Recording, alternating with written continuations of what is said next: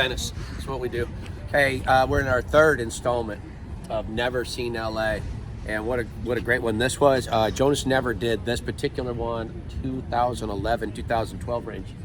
That's the Venice sign right there. This area right here is prominent in the film that Touch of Venice is based off, which is Touch of Evil. And Touch of Evil was done in 1958. It's an Orson Welles written and directed, based on a book, but it portrays Venice as like a border town, Los Robles, I think. And it portrays Venice as a border town. They wanted to shoot in Tijuana, but they couldn't get the budget for it, so the next best thing was Venice. And at that time in Venice, it had transitioned out of this idyllic Venice of America, Renaissance, and in California kind of place.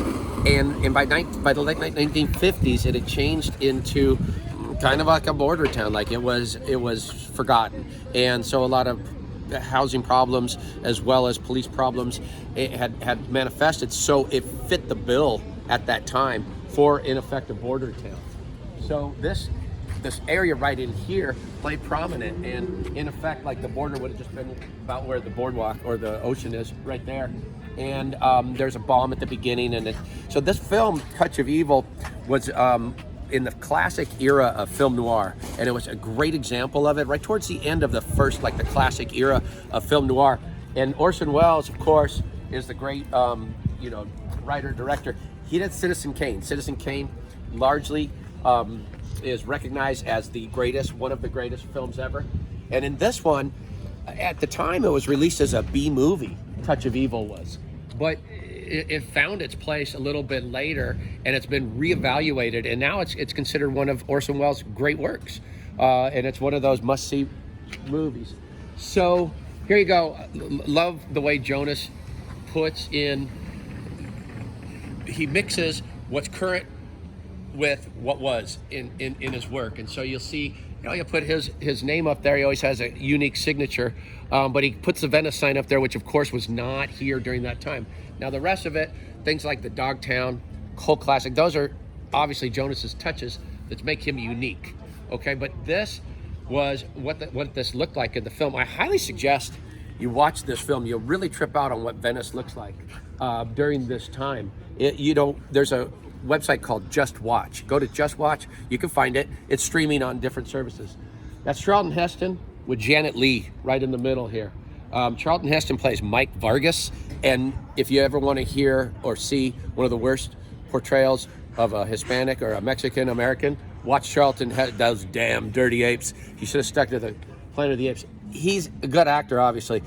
Does not do an accent at all. Janet Leigh, who many will know from the Psycho scene where she gets stabbed in the shower, does not get stabbed in this, but she is not treated well per a normal Janet Leigh depiction.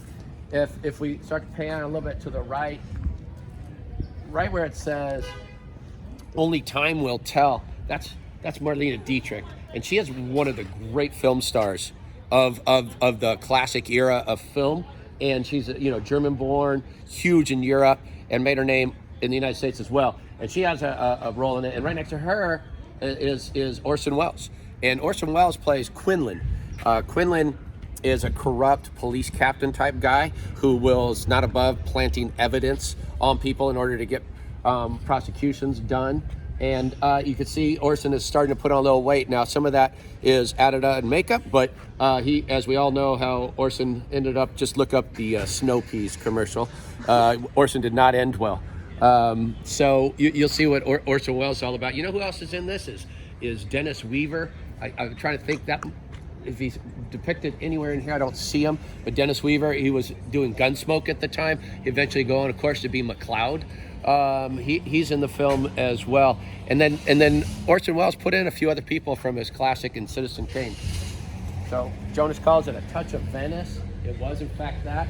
It also broke some ground. You see these classic cars.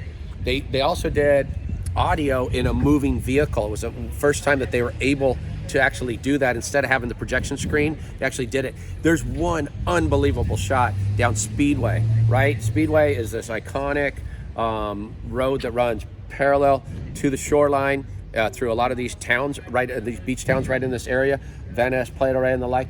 And if you want to see an unbelievable shot of what Venice used to look like, look on the. It goes right down Speedway. It's magnificent shot. The opening of this movie is noteworthy.